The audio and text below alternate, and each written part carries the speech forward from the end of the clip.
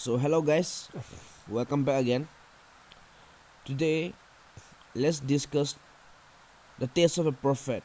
So today we are going to discuss how can we know that a certain someone is possessed by Holy Spirit and then he is being shown a vision. So in this world nowadays we have a lot of people who says they saw a vision.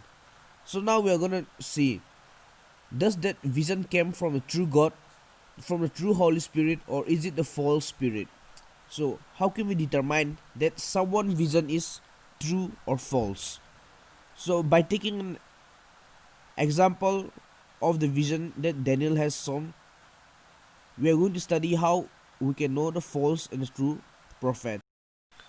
So, today, let's see Daniel chapter 10, verse 8 to 10. So, verse 8 says, "Therefore I was left alone and saw this great vision, and there remained no strength in me, for my comeliness was turned in me into corruption, and I regained no strength." 9.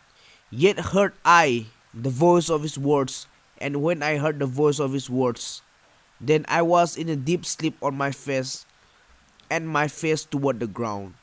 10. "And behold, an hand touched me, which set me upon my knees and upon the palms of my hands." So from the verse 8, we can know that when Daniel was possessed by the Holy Spirit and then he was shown a vision, there remained no strength in him. So there was no strength in him. He was not able to move. He was not able to talk. He was not able to breathe.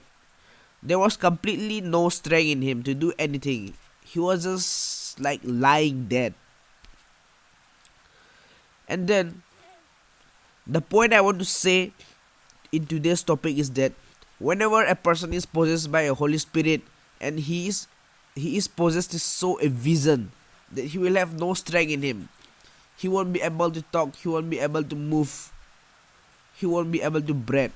He'll be completely dead.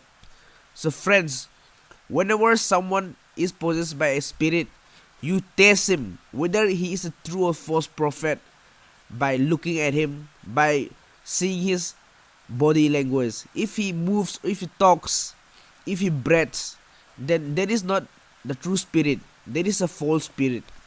So by taking an example from this Daniel, the way he was possessed by the Holy Spirit, and by comparing to people who claim to be possessed by the Spirit, you can know that whether that person is possessed by false or a true spirit.